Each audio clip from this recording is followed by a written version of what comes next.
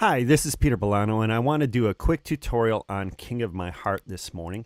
So, King of My Heart, I created my own set, and I'm using 1, 2, 3, 4, 5, 6. That's repeat sound, and that's another variant of that. So I'm using about 6, 7, 8 patches, and I think of these as different scenes. That's my workflow. Is I have different scenes that I want to move through, and I want to have those scenes set up exactly right for that section of the song. So that's the design of Intuitive Keys, supports that. But however you do things, whatever your workflow, this is still going to be helpful to you, hopefully. And so I just kind of want to tell you how I'm thinking through this song. So King of My Heart, hopefully you've heard either the demo with Intuitive Keys, or you're familiar with it, or you can look up the MP3. It's an exercise in crescendo, right? It's an exercise in restraint, because the secret of a crescendo is starting soft.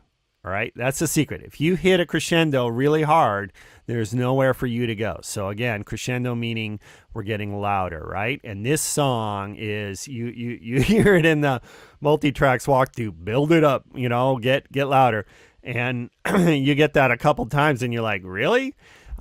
So that's what this song is about. And so you've got to start down. So the first thing I start with is just this warm pad. So for Intuitive Keys, that's over here in the analog patches. It's right there. It's a single patch.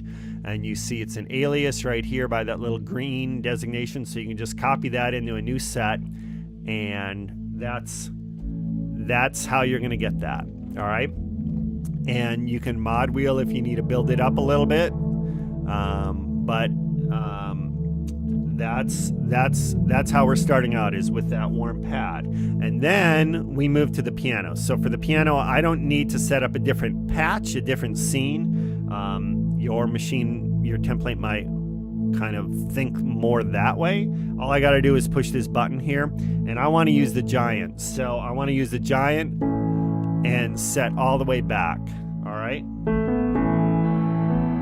because that's my darkest setting, right?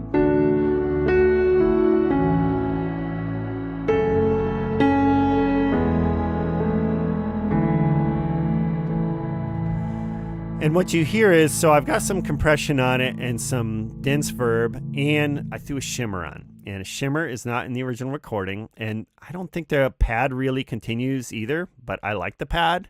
I could, if we were doing this, if you wanted to kill the pad, you could just drag this solo piano up, and then when you started playing with the pad, you just advance forward, and the pad would go away. So I think the pad belongs in there, but I don't think it's on the original recording. So I used a pad, but that's how you would work around it for that scene if that's how you wanted to do it in Intuitive Keys. All right, and then when we get to the chorus, I want to step it up a little bit. So Vintage Pad is part of Padalicious, and the piano's still in. So you are good.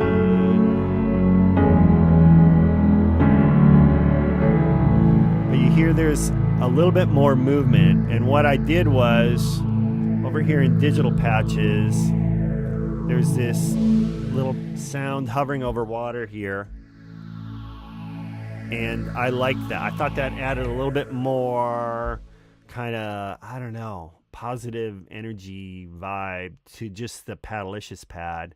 And so you take that, and you control click, right? You select both of those, and then you click new patch from selected patches, and that's Padalicious hovering right there. You can see Vintage Pad, Warm Borealis, and hovering over water. And then the mod wheel adds in Warm Borealis.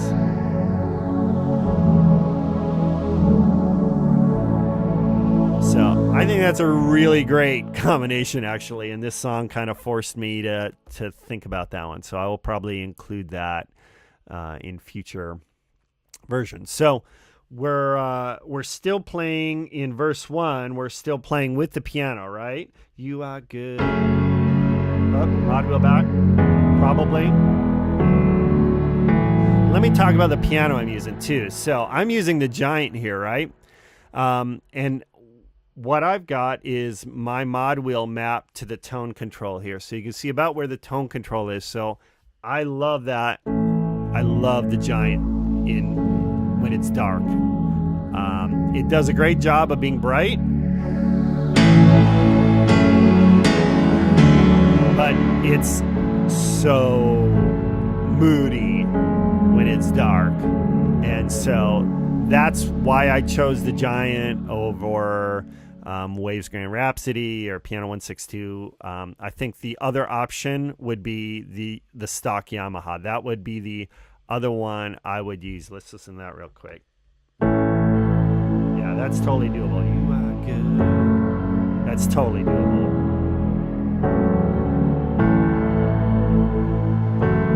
So if you have the light version of Intuitive Keys, you could still totally pull this song off and it would sound exactly the same, basically. All right, so the Yamaha sounds killer.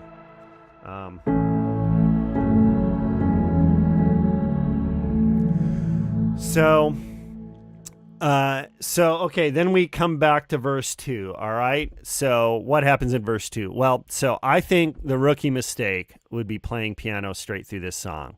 You hear piano at the beginning, you hear it at the end. It's this optical illusion that this is a piano song, and it's really not. The whole interior of the song has no piano.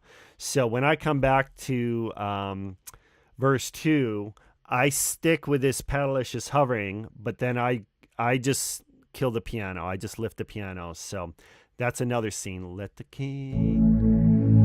Right? There's drums here, drum kit. There's guitar. There's all kinds of things going on. And lifting the piano up creates some space and gives it some breathing room so it's not so cluttered and there's not so many things going on and you can hear the attack of the guitar. So I'd highly recommend lifting the piano out on verse 2. All right, so then we wrap verse 2, and again, things got to lift. So when we wrap verse 2, I step up to a new pad called Grand Narrative. It's right here, right down there. And it's a string pad and a pad, so...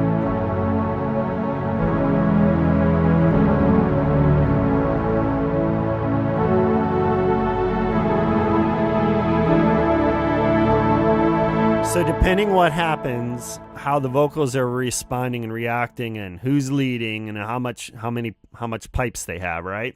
I may start moving up the keyboard a little bit and moving into some other inversions up here. But mostly, I still want to stay under the vocal, and so. You know, again, that's my philosophy, and the philosophy of Intuitive Keys is stay under the vocal and stay out of the way. So I'm down, and only until I hear that vocal really slamming, or we've repeated this section multiple times, and the congregation is singing, will I jump up and move into that vocal range. So then we finish up verse 2, and he is nice. And then I think we do a chorus again, and then we move into the bridge, right? And so the bridge is an exercise in holding an A chord for an ordinate amount of time, right? So I created this pad with lots of movement to it. It's almost like if an orchestral string was playing tremolo. It's got all kinds of movement, plus it responds to aftertouch. So I can and the filter. So never gonna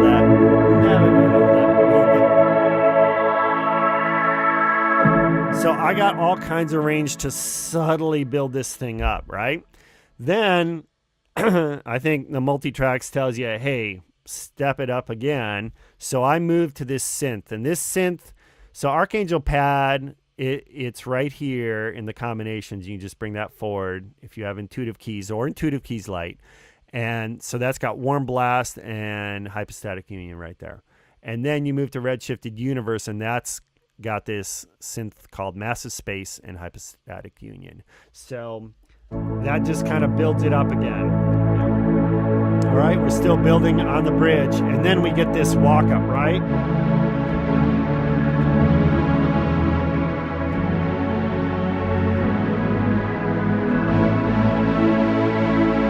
And then we need to amp it up one more time when we go back to the chorus. So here's my big pad, Digital Glory, and let me see.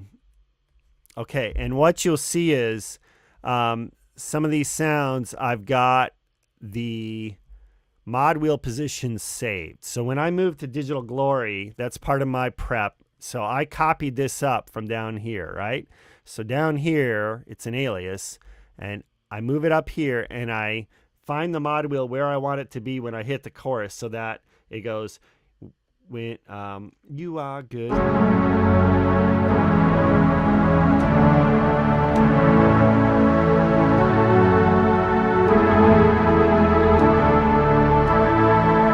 So there's some meat there right where I want it. So that's why we have the mod wheel tuned. You can save that position, so when you hit that scene, bam, it's exactly where you want it to be. And then you can open up the mod wheel from there even, right?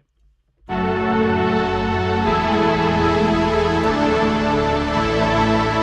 up an octave.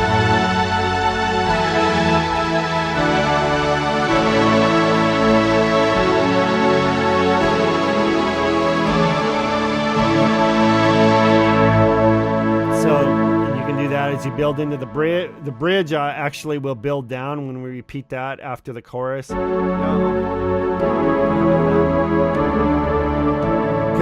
there's just, you can only build so many times, and if you're like, I can't build anymore, and it's probably not appropriate to build again because we've just done that 16 times in a row, right?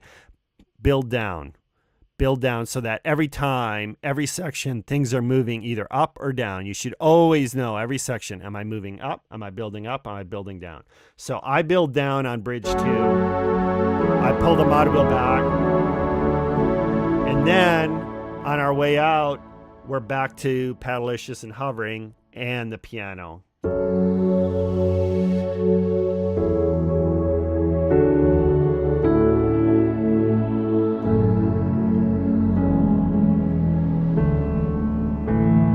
You're probably going to be padding out, so I drop the piano, and I don't really like hovering going on in there, so I switch to Paddleicious. Now I'm going to hold that top note just for a minute, just so there's one note still with that hovering sound. You hear that? It's just one note. It's a C sharp. I got my pinky on it, and I just pad underneath it, and then when I'm ready to drop that note, I drop it. And that's another way to build down.